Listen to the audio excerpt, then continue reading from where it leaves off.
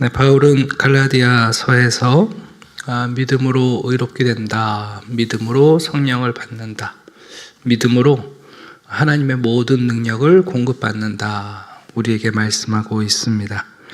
그리고 이제 한 걸음 더 나아가 하나님께서 그 은혜로 믿음으로 우리에게 참 자유를 주셨는데, 이제 문제는 뭐냐 하면 하나님의 은혜라는 것이 너무나 커요.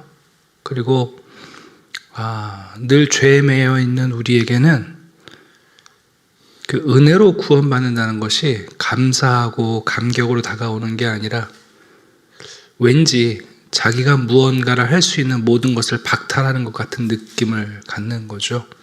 사람들은 하나님이 은혜를 제시하셔도 자꾸만 자기가 준수하고 있는 율법이라는 것을 내세우고 싶어 해요. 그리스도만으로 우리가 하나님의 자녀가 되고 하나님의 은혜를 누린다는 게 못내 아쉬운 거예요.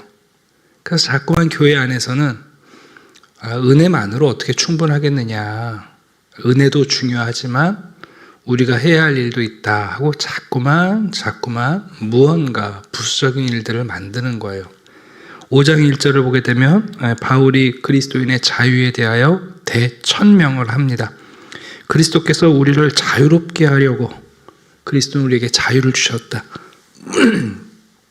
그러므로 그 자유에 굳건히 서서 은혜의 자유를 누리자. 다시는 종의 멍에를 매지 말자라고 말씀합니다. 여기 다시는 이라는 팔리인이라는 헬라어 동사가 중요한데요. 돌아가지 말자, 돌이키지 말자. 이 하나님이 우리에게 주신 이 은혜가 그리스도라는 십자가를 통하여 우리에게 주어진 건데, 십자가의 원수가 되어 다시는 돌아가지 말자 하고 강권하고 있습니다. 여기 말하는 종의 멍에라는 것은 율법이 가지고 있는 긍정적인 요소를 얘기하는 게 아니죠. 율법이 우리를 장악하게 되면 두 가지 일을 하지 않습니까? 첫 번째는 율법은 우리들의 모든 삶을 통제합니다. 정말 작은 지침까지도 우리들의 삶을 통제합니다. 또 한 가지는 그러다 보면 우리가 율법의 노예가 된다는 거죠.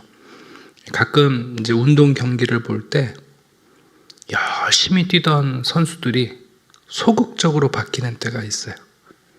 그게 언제냐면 팀 파울에 걸렸을 때.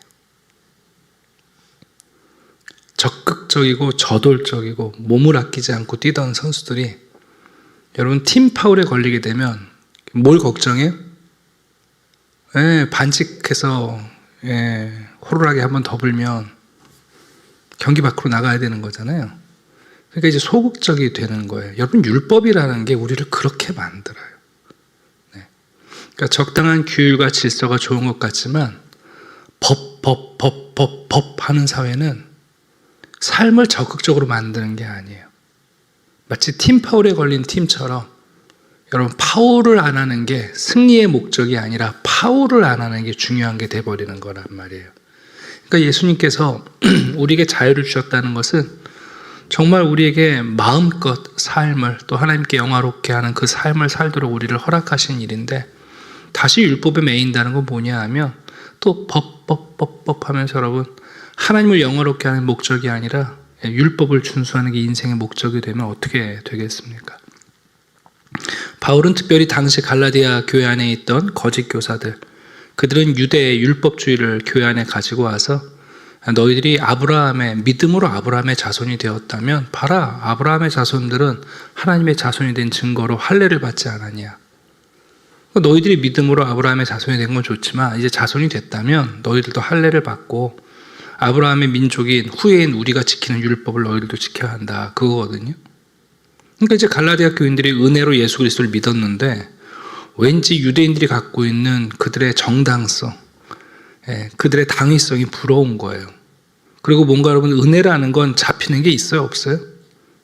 솔직히 말해서 잡히는 게 없잖아요. 눈에 보이고. 근데 여러분, 할례라는 건 몸에 흔적을 남기는 거니까 얼마나 분명합니까? 그러니까 그 매력이 있는 거예요. 자, 2절 한번 볼까요? 보라, 나 바울은 너희에게 말하노니 너희가 만일 할례를 받으면, 언뜻 생각하면 은혜로 구원도 받고 할례도 받는 게 뭐 나쁘냐? 네? 금상첨화 아니냐? 이것도 하고 저것도 더하면 좋은 거 아니냐? 아니요. 바울은 그렇게 말하지 않습니다. 은혜로 구원받은 이방인인 너희가 유대인들의 할례를 받겠다는 것은 그게 무슨 의미냐? 두 가지 의미가 있다는 거예요. 첫 번째는 뭐냐면 할례를 받는 순간 그 할례가 모든 율법을 지킬 의무를 우리에게 부여한다는 거예요. 그리스도의 십자가의 은혜로 구원을 받은 우리가 왜 다시 할례를 받음으로 마치 가짜 유대인인 것처럼 진짜 유대인이 돼야 되는 그 출발점에 서 있는 것처럼 할례를 선택하는 거죠. 그 순간부터 4절 보십시오. 바울은 이 할례를 받는 것을 이렇게 해석합니다. 첫 번째, 그것은 그리스도에게서 끊어지는 거다. 네. 율법으로 의롭다움을 받겠다는 너희들의 믿음의 속 안에 있는 그 신앙의 뉘앙스가 생기는 순간 그리스도로부터 끊어지는 거다. 두 번째는 뭐냐면 그렇게 되면 하나님의 은혜로부터 떨어지는 자가 되는 거다. 그러니까 언제 생각하면 우리가 그렇지 않습니까? 은혜로 구원도 받고 할례도 받는 게 그렇게 나쁜가? 네? 믿음도 확신을 갖고 몸에도 흔적을 남겨서 뭔가 말이야 내 눈에 보이고 잡히고 느껴지는 거 갖는 게 뭐 이렇게 중요한가? 믿음으로 여러분 예수 믿지만 눈에 보이는 영적 체험을 확실히 해가지고 나의 구원의 확신을 갖는 게 뭐 그렇게 나쁜가? 이런 생각들을 가질 수 있는 거예요. 근데 문제는요, 그 순간부터 사람들이 그리스도를 붙잡는 게 아니라 할례를 붙잡습니다. 여러분, 사람들이 대단한 영적 체험을 하는 사람들이 어떤 착각을 하냐 하면 보이지 않는 하나님과 그리스도의 은혜를 사로잡히는 게 아니라 사람들 앞에 가서 자기가 받은 체험만 자랑한다고요. 그걸로 자기의 영적 권위를 삼고 자기의 구원의 확신을 삼고, 여러분 그 순간부터 그리스도에게서 끊어지는 거예요. 근데 그리스도에게서 끊어진다는 건 뭘 얘기하는가? 그리스도 안에서 우리에게 주시는 하나님의 은혜로부터 떨어지는 자가 된다. 단순히 할례를 선택한다는 게 액세서리 하나 착용하는 게 아니다. 몸에 문신 하나 더 새기는 정도가 아니라 너희들이 할례를 선택하는 순간 이제 그리스도로부터 끊어지는 것이고 은혜로부터 멀어지는 시작이다. 바울은 그것을 이렇게 비유합니다. 7절을 보시면 뭐라고 표현하냐면 너희가 다름질을 잘하다가 누군가가 너희들의 진로 방해하는 것, 열심히 달리고 있는데 누군가가 여러분 앞에 끼어들어서 진로를 방해하는 것, 대체 누가 너희들이 그리스도를 향해 가고 은혜를 향해 가는 너희들의 발걸음을 방해하고 있느냐? 자, 5절 보시면 우리는 성령으로 믿음을 따라 의의 소망을 기다린다. 앞에서 말했던 세 가지를 요약하고 있죠. 믿음으로 우리는 성령을 받고, 믿음으로 구원을 받고, 믿음으로 하나님의 능력을 받는 것을 성령으로 믿음을 따라 의의 소망을 기다린다. 그래서 바울에게는 말하는 거야. 나는 할례나 무할례나 그게 무슨 의미가 있느냐? 우리 인생에서 할례와 무할례가 정말 그렇게 의미가 있는 것이냐? 아니다. 성도들에게 의미 있는 삶은 사랑으로 역사하는 믿음뿐이다. 여러분은 여러분의 신앙생활에서 무엇을 신앙의 의미로 붙잡으십니까? 의미 없는 삶은 참 무력해지죠. 그러니까 우리가 의미를 부여해야 삶을 지탱해 갈 수 있어요. 크고 작은 일 뭘 하더라도 거기에 의미가 부여가 안 되면 우리가 그 일을 못 한다고요. 지속할 수가 없어요. 근데 문제는 뭐냐 하면 그 의미라는 것을 눈에 보이고 느껴지는, 할례를 받았느냐 할례를 받지 않았냐, 여러분 그게 신앙에 무슨 의미가 있겠어요? 근데 사람들이 자꾸만 거기에 의미를 삼아요. 교회 안에서 우리가 함께 예배를 드리고 우리 신앙 공동체를 이뤄가고 하나님의 뜻을, 우리가 복음을 전파하는 일을 할 때 자꾸만 사람들이 의미 없는 일에 의미를 부여해요. 제가 주일날도 설교했잖아요. 사람들은 자기가 중요하다고 여기는 게 중요해야 된다고 인정을 받아야 만족이 되는 거예요. 그러니까 내가 중요하다고 느끼는데 사람들이 그거 별로 안 중요해 그러면 기분 나빠해요. 내가 의미를 부여했는데 그게 의미가 없다고 말하는 순간 기분 나쁜 거거든요.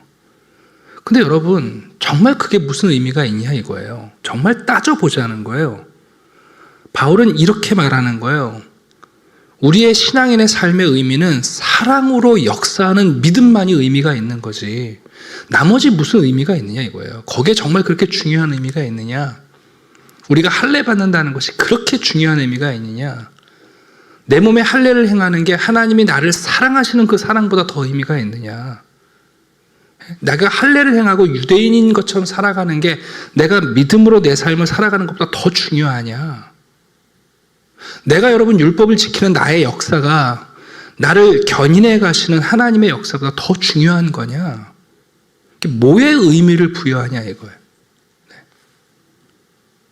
그러니까 여러분, 할례를 받는 순간 은혜로 그리스도를 향해 다름질하던 그 다름질이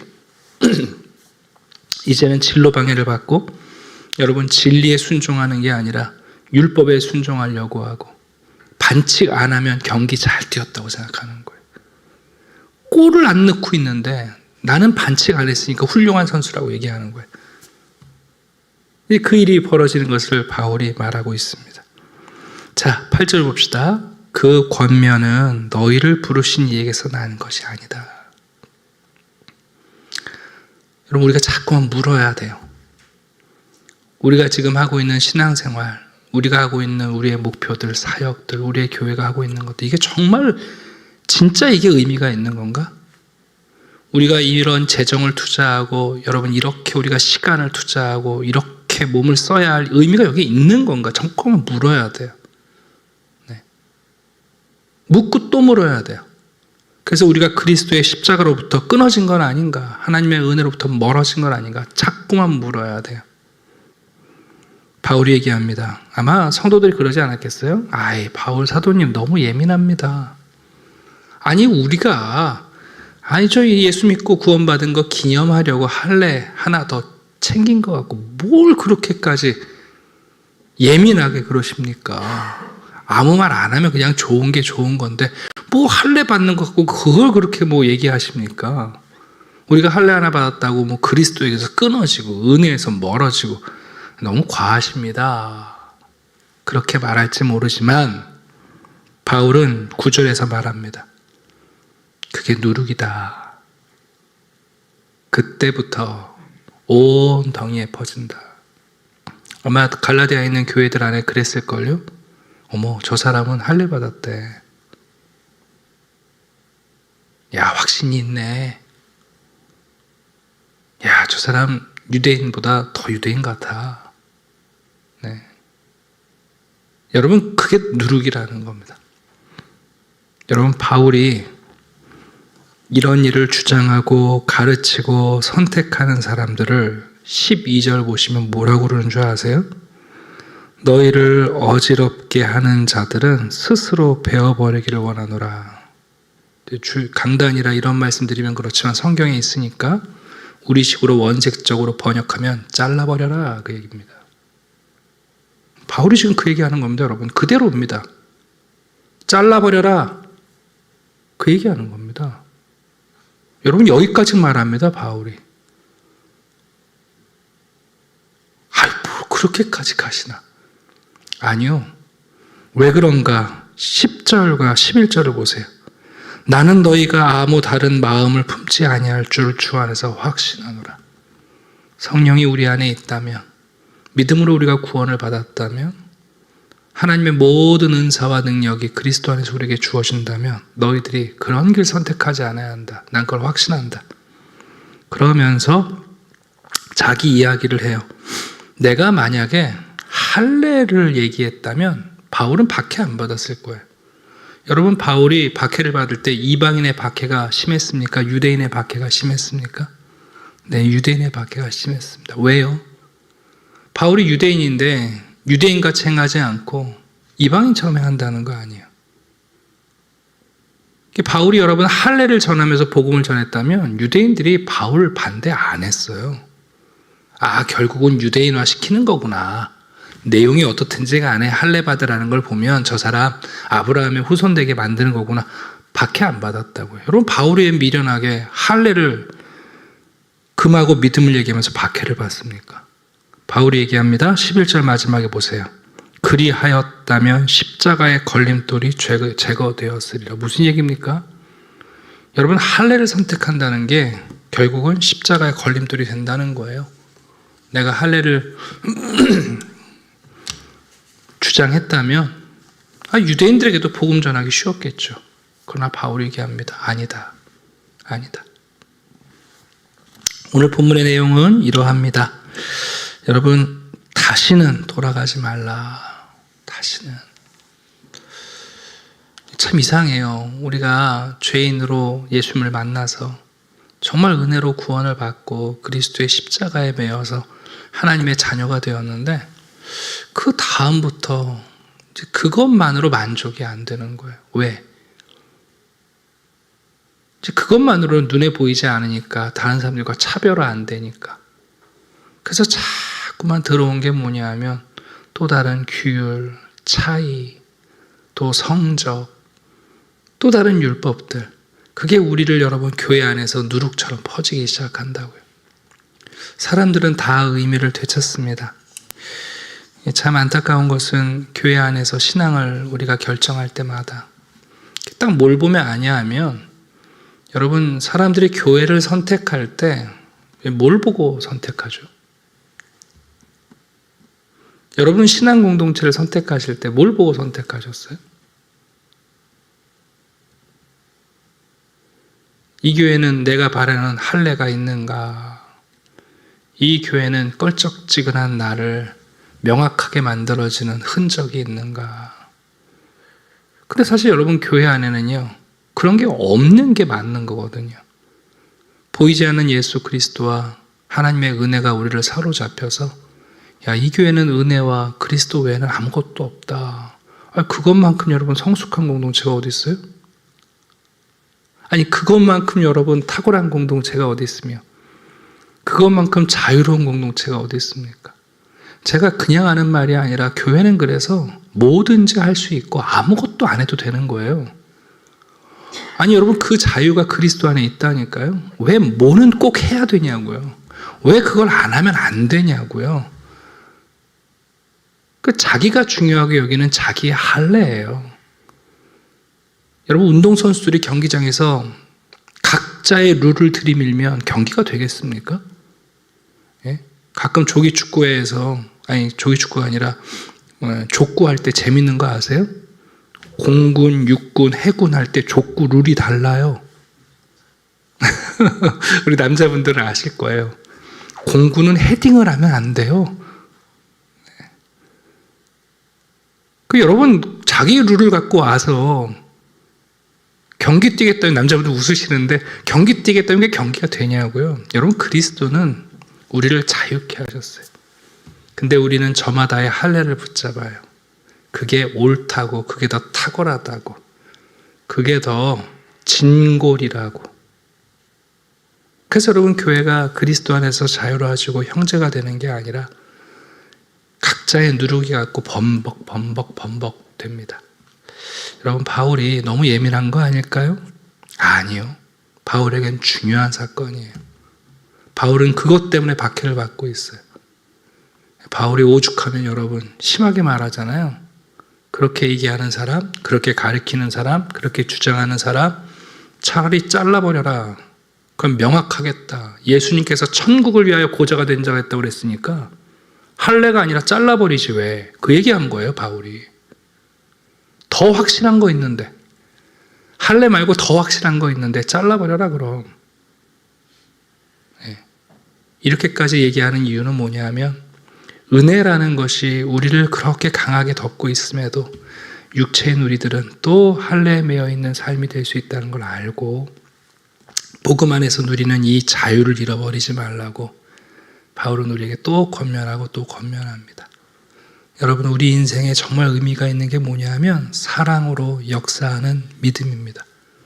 그래서 믿음으로 하지 않는 것이 죄이고 사랑으로 하지 않는 것이 두려움입니다. 네. 오늘도 사랑하시고 그리스도를 믿음으로 하루를 하나님의 역사를 이뤄내시기를 주님의 이름으로 축원합니다. 기도드리겠습니다. 아버지 하나님 감사합니다. 하나님의 은혜가 오늘도 우리와 함께 하십니다. 예수 그리스도의 십자가는 우리를 향한 하나님의 사랑의 증거이며 우리는 그리스도를 믿음으로 하나님의 자녀가 되었고 예수 그리스도를 믿음으로 무한한 자유를 누리고 있습니다. 이 큰 자유를 잃어버리지 않게 도와주시옵소서. 내가 붙잡은 잘못된 육체의 흔적인 할례로 또 다른 사람들에게 무거운 멍에를 지지 않게 하고 오직 사랑으로 역사하는 믿음으로 보이지 않는 하나님을 섬기며 그 큰 구원을 우리 안에서 이루어 나가는 참 자유로운 성도들이 되게 해 주시옵소서. 사랑하게 하시되 하나님 누군가에게 굴레의 사랑을 가리키는 것이 아니라 자유의 사랑을 가리키게 하시고 우리 안에 있는 헛된 누룩이 퍼지지 않도록 우리의 신앙 공동체를 은혜 안에서 머물게 해 주시옵소서. 오늘도 오직 예수 그리스도에 묶여있는 저희들, 은혜에 사로잡혀 있는 저희들이 될 수 있도록 도와주시옵소서. 감사드리며 예수 그리스도의 이름으로 기도드립니다. 아멘.